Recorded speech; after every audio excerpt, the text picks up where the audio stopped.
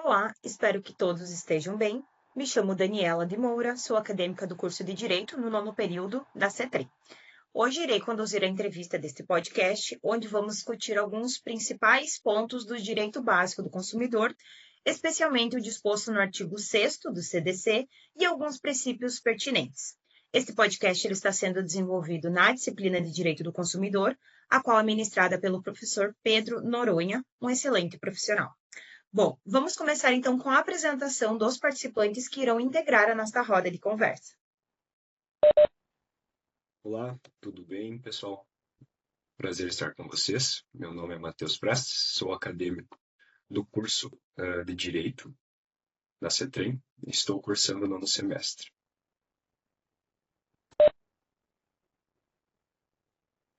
Olá, muito prazer, me chamo Augusto Lopes, também acadêmico do curso de Direito, na CETREM, nono semestre. Estou tendo a oportunidade, então, de aprender juntamente com esse doutrinador, nosso mestre, Dr. Pedro Noronha, e passar um pouco do nosso conhecimento aí com vocês. Muito obrigado. Olá, eu me chamo Amanda, sou acadêmica do terceiro semestre do curso de Direito e divido essa disciplina do Direito ao Consumidor com esses colegas e também sou aluna do professor Pedro Noronha. Bom, então agora que já todos estão devidamente apresentados, vamos iniciar a nossa conversa convidando o aluno Matheus Preste para nos orientar um pouco mais sobre o assunto de direito do consumidor.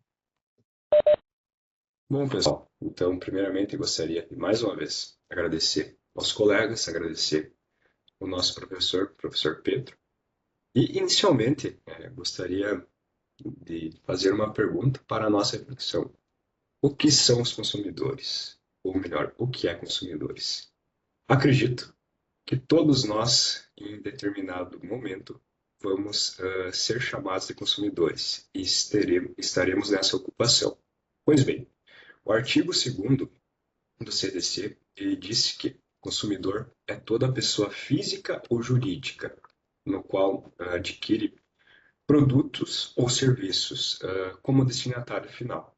Mas afinal, o que é destinatário final? Todos nós sabemos que no direito é um ramo complexo, que existe muitos debates, doutrinas, jurisprudências, enfim, dos tribunais e assim por diante. Nesse sentido aqui eu trago 3 teorias sobre destinatário final. Inicialmente, eu gostaria de falar da teoria mais antiga, no qual consiste no maximalismo. O que seria essa teoria? Essa teoria descreve que, quando foi efetuado o código do CDC, ele somente foi efetuado com o intuito de utilizar para o destinatário final. E considera-se, então, destinatário final toda pessoa que retira produtos, no caso de um brinquedo, por exemplo, ou serviços, no caso de sistemas de comunicação, enfim, nesse sentido, da cadeia produtiva, e não devolve mais. Nesse sentido, ela acaba não retornando mais. É uma teoria no qual ela diz que somente pessoas físicas são considerados consumidores. Pessoas jurídicas não são consideradas. Existe também a segunda teoria, consiste no finalismo. Essa teoria ela refere-se de uma forma mais extensiva, considerando então, o consumidor toda pessoa que adquire um produto, um serviço, ganhando então lucro sobre esse produto, ou não. Então ela é mais ampla. Enquanto a primeira teoria consiste em que quem adquire um produto ou serviço e ganha, ofere renda, ele não é considerado consumidor. Essa teoria é mais extensiva e abrange, de certa forma, todas as pessoas, as empresas PJs. E, por final, a última teoria que ela é utilizada pelos nossos tribunais superiores aqui no Brasil e pela doutrina majoritária, ela consiste na teoria finalíssima aprofundada, onde que ela diz que se considera consumidor quem tem vulnerabilidade, ou seja, um produtor rural que adquire uma colheitadeira para fazer a colheita dos grãos, ele é considerado consumidor. pelo fato de ele ter, entre aspas, uma deficiência técnica comparado a uma empresa, uma indústria que produz a colheita dele. Então, considerando esse quesito de vulnerabilidade, ele considera-se consumidor. Bom, o artigo 6º, então, da Constituição, ele diz respeito, então, aos direitos básicos do consumidor. O primeiro deles refere-se, então, à segurança, no sentido de, um exemplo, um brinquedo para crianças, ele deve ser seguro, deve ser fabricado de uma forma considerada segura por parte da indústria, do fornecedor. Deve-se, então, ter também a questão da informação, no sentido de que todas as informações, seja desde a questão se existe alguma aplicabilidade mínima de idade para alguma criança, exemplo de crianças de até 5 anos não podem utilizar determinado tipo de brinquedo. Nesse sentido, deve constar na embalagem do produto. A informação, como eu comentei. Segundo, terceiro item é a escolha, né? É livre escolha do consumidor escolher o seu produto, o seu serviço. A publicidade, a reparação, onde que caso aconteça uma quebra, né, onde não funciona esse brinquedo, cabe ao fornecedor efetuar então esse conserto, né? E ajuda no sentido de, se tiver algum problema, esse brinquedo deve ser reparado pelo fornecedor que assim vendeu, ou indústria, né, no caso. Bom, continuando então a explicação sobre alguns princípios do artigo 6º do CDC. O princípio, então, da cooperação, da vulnerabilidade, boa-fé, informação e transparência. Tem o princípio também da reparação de danos e da educação para consumo, de uma forma eficiente, de uma forma ética e de uma forma moral. Mas eu gostaria aqui de relatar e dar mais ênfase no princípio da cooperação, no que diz respeito às normas jurídicas, onde que existe uma boa vontade. O ideal seria existir uma boa vontade por parte dos juízes, advogados e órgãos públicos no sentido de resolução do mérito das causas, né, no sentido de solucionar os litígios que assim podem vir a acontecer. Considerando tudo isso, gostaria de fazer uma pergunta aos demais convidados, que depois dessa breve explanação sobre consumidores, eu gostaria de pedir quais são os direitos básicos e se podemos discutir de uma forma mais aprofundada os princípios do direito do consumidor. Claro, Matheus. Mas, inicialmente, então, eu gostaria de agradecer a sua contribuição com estas informações que, com certeza, foram muito relevantes, que muitas vezes elas parecem tão óbvias, principalmente para quem está no meio jurídico, né? Mas que mesmo assim elas precisam sim ser colocadas. Como vimos então, esses direitos eles são essenciais e eles não surgem do nada, eles são baseados em princípios, né, que orientam todo o Código do Consumidor. Dando prosseguimento então, para nos aprofundar nesses princípios, eu vou convidar agora o nosso convidado Augusto para dissertar sobre. Augusto, você pode nos explicar quais são esses princípios e como que eles se aplicam realmente na prática? Com certeza. Obrigado, Daniela.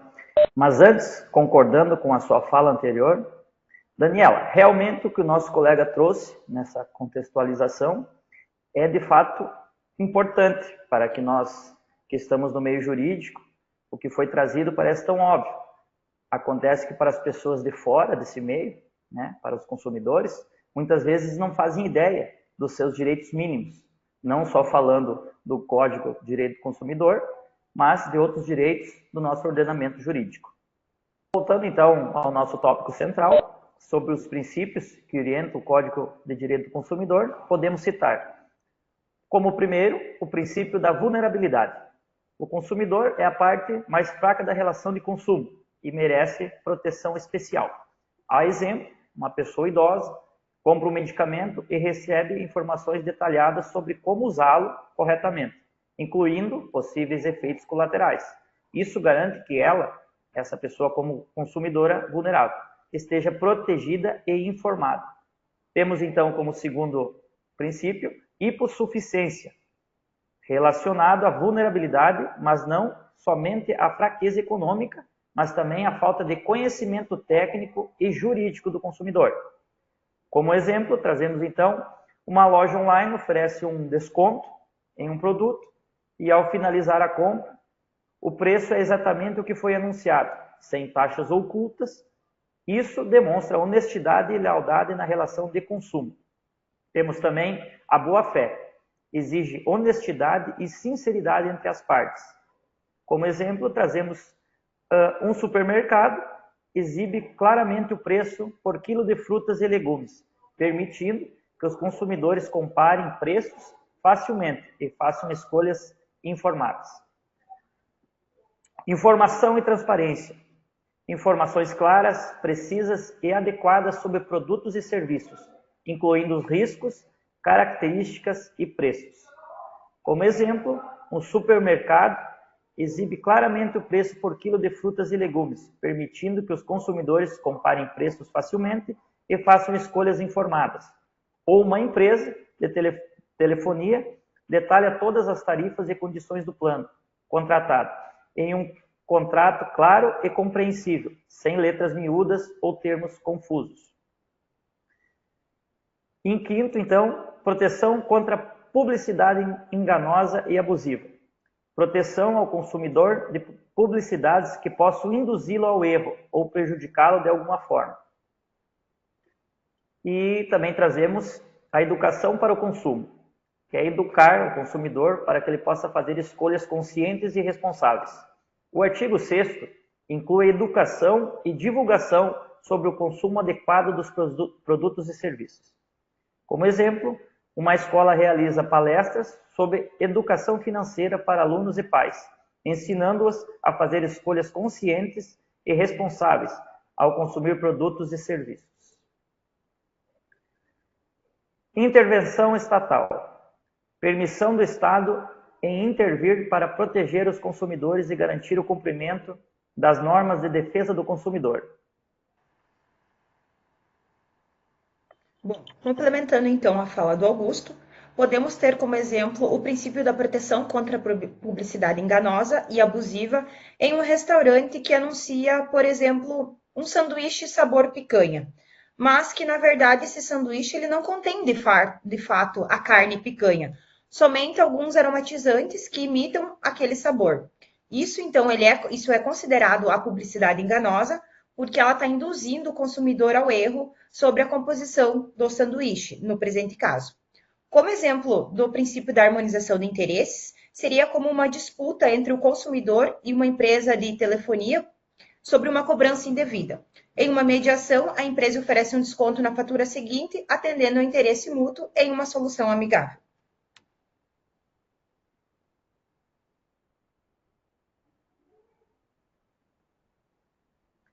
Ainda nessa ideia de exemplificação, faltou citar sobre o princípio da intervenção estatal.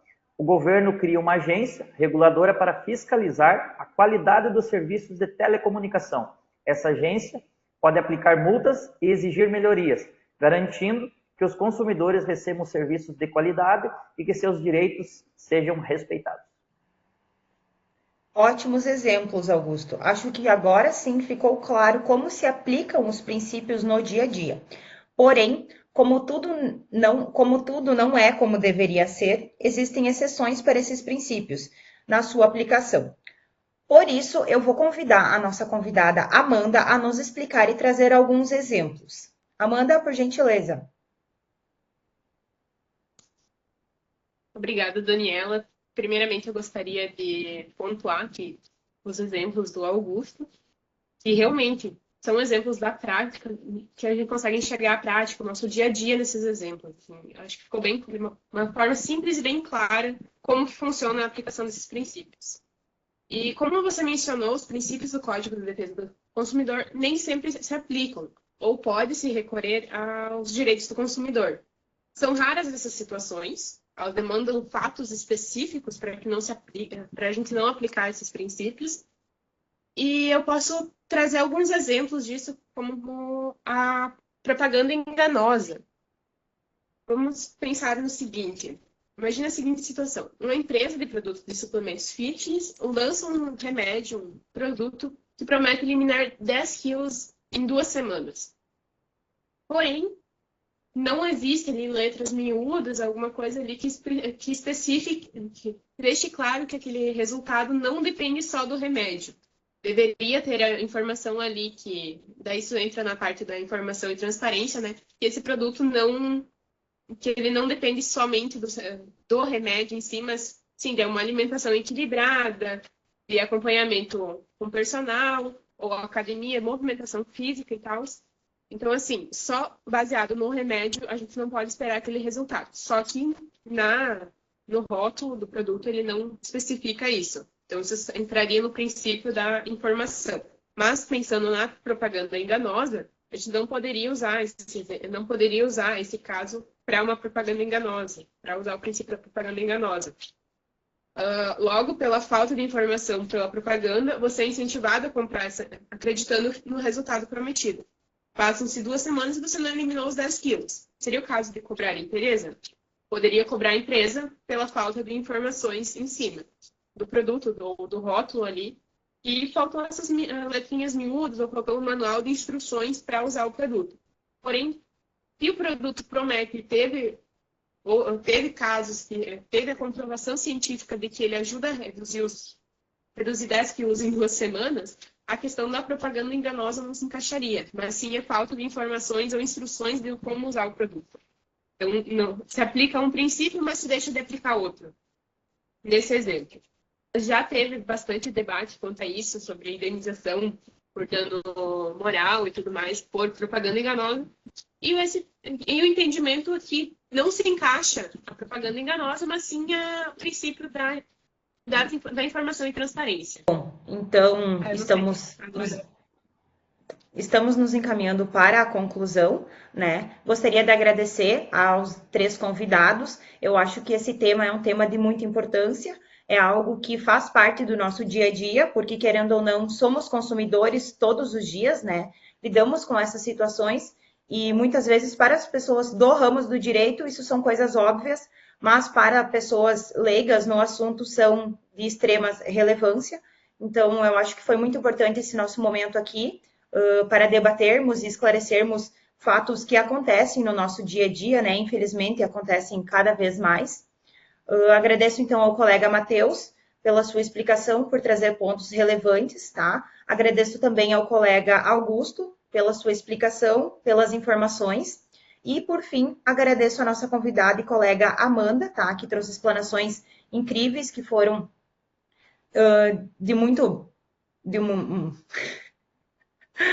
peraí, essa parte eu corto.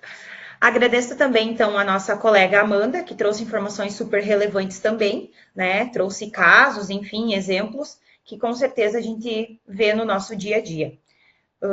Seria isso, pessoal. Agradeço a atenção de todos, agradeço aos ouvintes também. Findando, então, os agradecimentos dos nossos convidados, agradeço também o nosso professor, né, o mestre Pedro Noronha, que com certeza ele contribui muito, né, para o nosso ensino, com todo o seu entendimento, né, com todo o conhecimento que ele nos transmite. Deixo aberto esse momento também, caso alguns convidados queiram manifestar, concluir de alguma forma, né, ou fazer algum agradecimento também. Podem ficar bem à vontade. Bom, primeiramente gostaria de agradecer Peraí, calma gente. Bom, primeiramente gostaria de agradecer a nossa entrevistadora, Daniela, ao nosso colega Augusto, a nossa colega Amanda. Foi um prazer e um privilégio participar desse momento de aprendizado. E agradecer também ao nosso orientador, professor Pedro. Estou aberto a novos debates, questionamentos e assim por diante.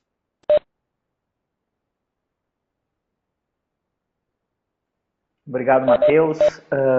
Quero agradecer a você, Daniela, pela participação que você teve aí conosco, né?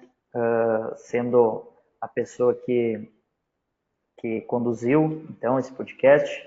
Agradeço a você, Matheus, com essas informações importantes que nos trouxe. Agradeço você, Amanda, pelos esses exemplos que tu citaste aí, muito importante para o desenvolvimento do conhecimento da região, como a gente debateu muito, que para quem estuda, né, são mais fáceis esses termos, mas a nossa comunidade, as nossas pessoas, elas não têm esse conhecimento aprofundado e não têm, então, esse conhecimento de seus direitos. E então é isso que a gente está estudando, né, com a orientação aí do nosso professor Pedro, né, que tem sido um pilar muito forte aí na nossa construção no conhecimento.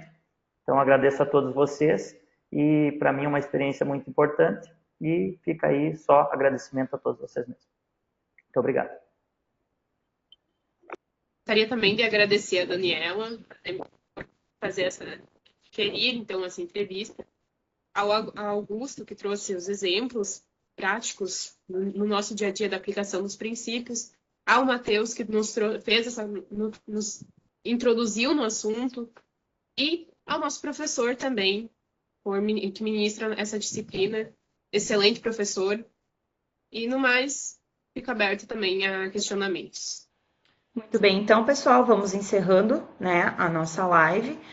Com certeza foi de grande valia, agregou muito conhecimento para nós e com certeza para o público externo também. Mais uma vez, obrigada a todos e tenham todos um bom dia.